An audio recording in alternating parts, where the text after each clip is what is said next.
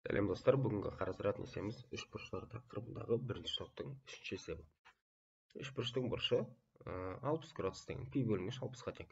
Ал оған қарама-қарсы жатқан қабырғасы түбір шетіге тең болса, басқа қабырғалардың ұзындықтары 3 бөлінген 1 қатынасында. Үшбұрыштың үлкен қабырғасын табыңыз дейді. Бізде ол мынандай бір үшбұрыш болсын. Бізде мына жері пи бөлінген 3 градус 60 градус болсын.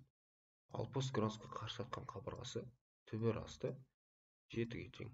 Бізде енді мына қабырғасы үлкен болғандықтан 3х деп қарастырайық, ал мынау х болады. Енді бізге осы жерден көрініп тұр, 3 қабырғасы бар және бір бұрышы бар. Енді қабырғасы теңде х пен айнымалысын алдық, осында таба берсек болады. Біз оны геометриядағы косинустар формуласына қойсақ болады. Ол бізде еске түсірейік. А-ның квадраты тең b-ның квадраты қосылған с-ның квадраты азайтылған 2b с көбейтілген косинус альфа. Бұл жерде альфа бұрыш деп тұрғанымыз именно міне бізде а қабырғасы деп тұрған түбір шеті ғой қазір. Түбір шетіге қарама-қарсы жатқан бұрышы 60 градус.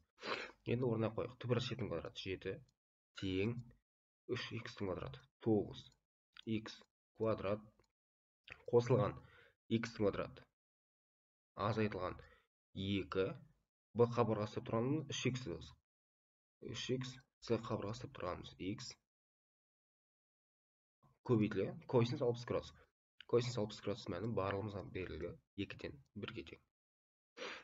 Бізде мына 2 мен 2 қысқарады, сонда 7 тең х квадрат пен 9х квадрат қосылса 10х квадрат шығады. Мына жерде көбейте қояйық. 3 тұрады, азайтылған 3. Х пен х көбейткенде х-тің квадратын береді. Сонда 7 тең 10х квадраттан 3х квадрат азайсақ 7х квадрат қалады. Х квадратымыз осы жерден 1-ге тең.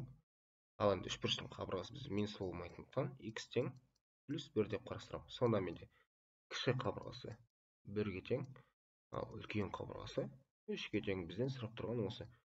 Үлкен қабырғасы табыңыз дейді. 1, мынау түбір шет деген ол